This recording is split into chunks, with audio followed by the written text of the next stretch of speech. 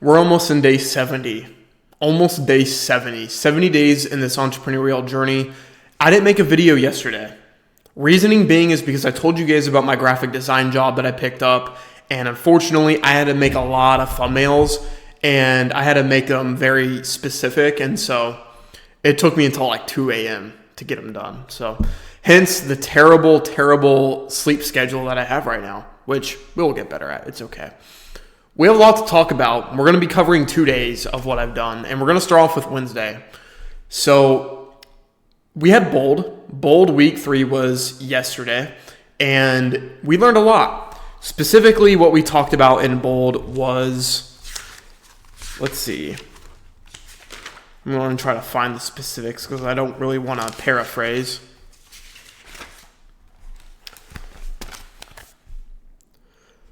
The path is in the math. Math is business. Without it, it's just busyness. You cannot manage what you do not track. So what does this mean? What this means is that everything in business can be calculated. Everything can be calculated. And with calculations comes a certain result. And simply when it comes to success, you need to find the right calculations and the right variables in the equation to be able to get the result that you want, right? Now, with that also comes progress. Of course it does. But there's certain things that you're going to have to put into an equation that's going to get you to get to a specific result. So let's brainstorm here. Now let's think about what a math equation could look like. Well, what's my goal? Well, I would like to close 30 transactions next year. And that also includes the end of this year. How many would I like to get by the end of the year? If I had 2 closed transactions, I'd say that's a successful end of 2025, right? I think we can both agree on that. If that's the case, then I would need to say, well, what do I need to do to get there? What is the variables in the equation? First one's consistency. Second one is going to be obviously performing high and learning and improving. So growing at what I'm doing. And then on top of that is volume. So high consistency, high volume, improvement, right? Adding those 2 things, I should be able to become successful. Now, my colleague Kevin, him and I are role playing now, and I am using his for sale by owner scripts now. So I haven't talked to Tyler in a little bit, although I would like to get back to speaking with him. Kevin has been talking with me over about the cold calling for sell by owners, right? So that's been extremely helpful. Now, we also talked about social media, specifically like, for example, the demographics. So you can't see it. Come on. There you go. 42% of Facebook users are over the age of 35, 33 for YouTube, 30 for Instagram, 24 for TikTok.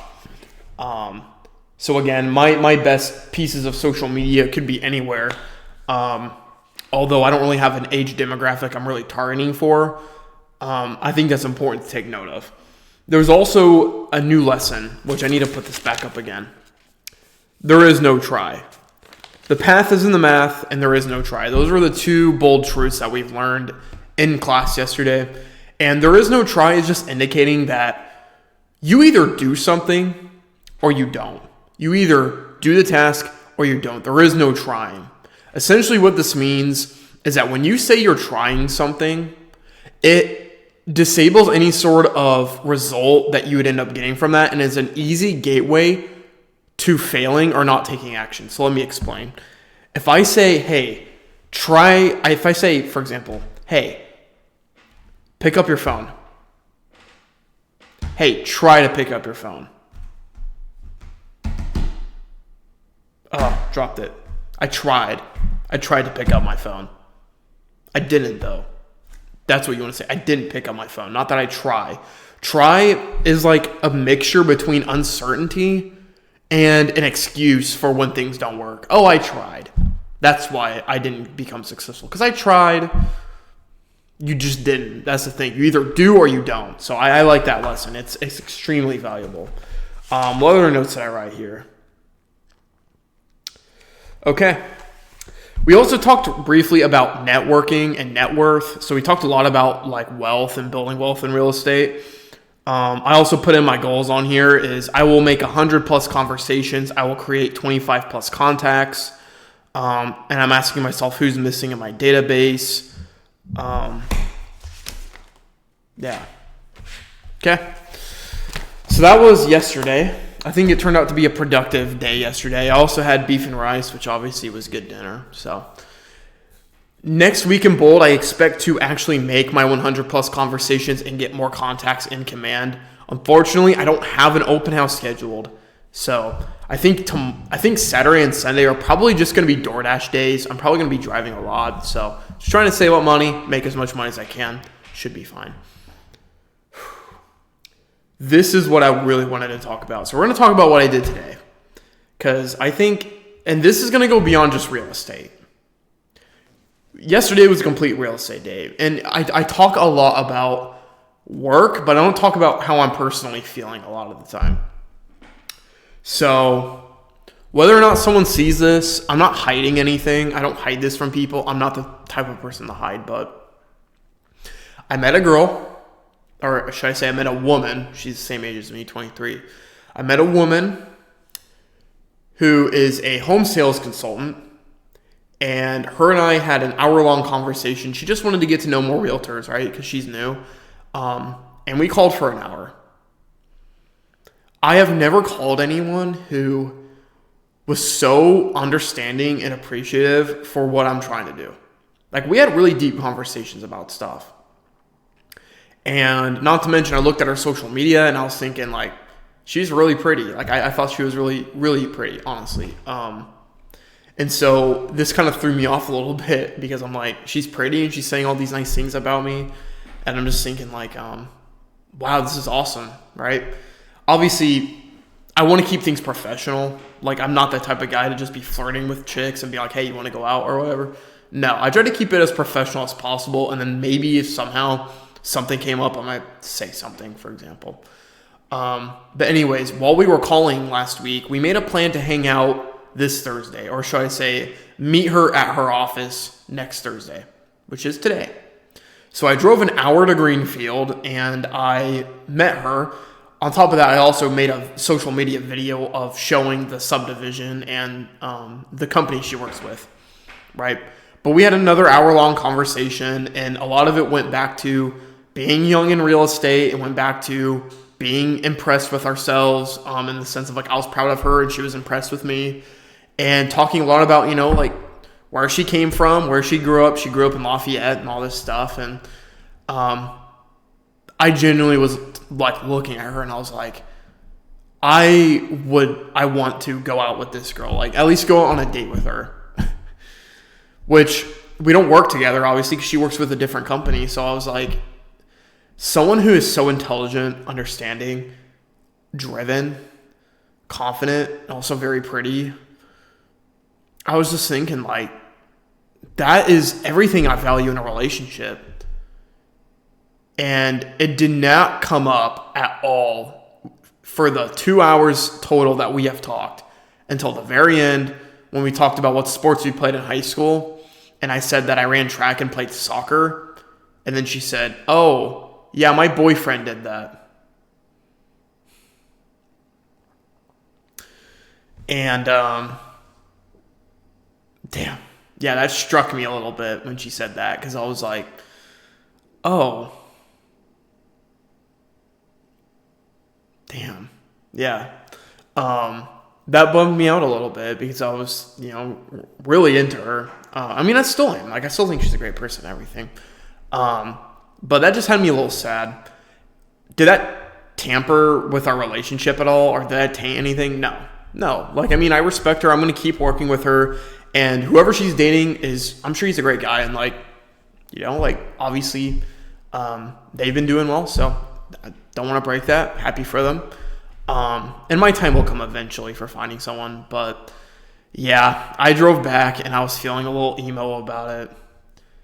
And it just kind of made me think back of, like,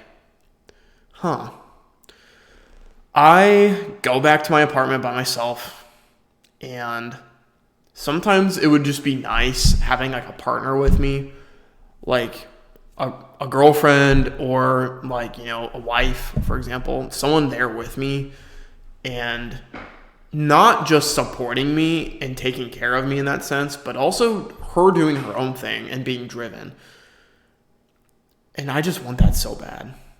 Like, that just sounds so nice. But the thing you got to ask is, what type of girl do I want? I know this is not even talking about real estate, but I mean, this is something I genuinely think about. What type of girl do I want? Well, here are some things I think of. How should I put this?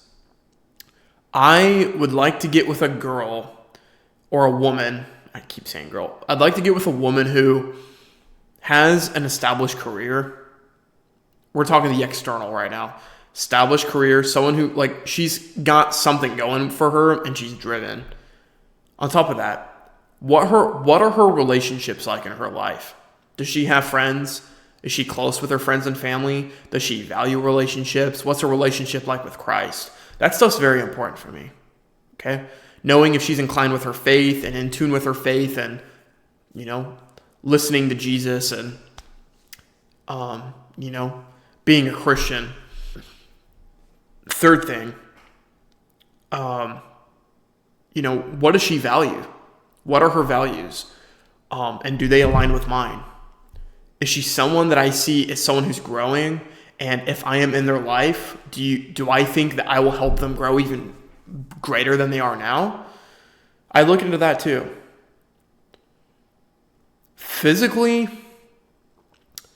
I think every race is attractive. Like, any race can be attractive, genuinely. Like, I'm not saying like every race, like, I'm not saying not one isn't. All of them are.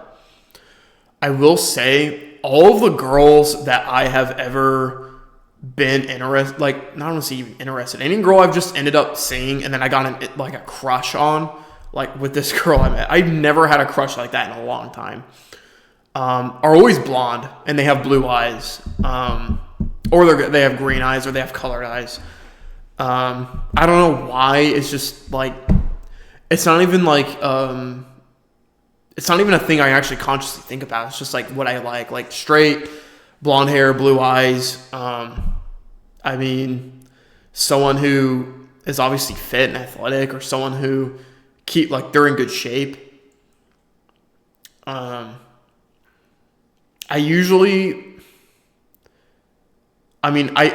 would prefer someone who, again, is like in shape, but like they have like an athletic body type. But here's the thing. I say all this. I say what I want in a relationship or what I want in a woman. But then I got to think, who am I? If this is what I want in a woman, who do I have to be to get there? What type of person do I have to become to attract a woman like that? So then I think, well, hopefully a girl like that would like a guy who has a bachelor's degree, is in real estate at a young age, lives on his own, stays in shape, learns, reads journals, values relationships. I like to think I'm a pretty decent looking guy. I don't think I'm like, I'm not like a 6'5", super jacked with a beard and like a super like masculine guy. I'm 5'8", but at the same time, it's like, man, this just sounds a lot like when I made my self-improvement channel where I'm talking about height for some reason. I've never had an issue with my height. I've never had a girl turn me down because I'm short or whatever. And I'm taller than most girls anyway, so it's not like it matters. But I think about the type of person that I have to become to get with the woman that I want to be. And obviously the woman that I want to be with isn't going to care about my height, for example. And when I meet women like that who are just so aware, intelligent, driven, and very pretty, it motivates me. Like, it motivates me to keep moving and being like, I will get there one day where I meet someone who is just amazing.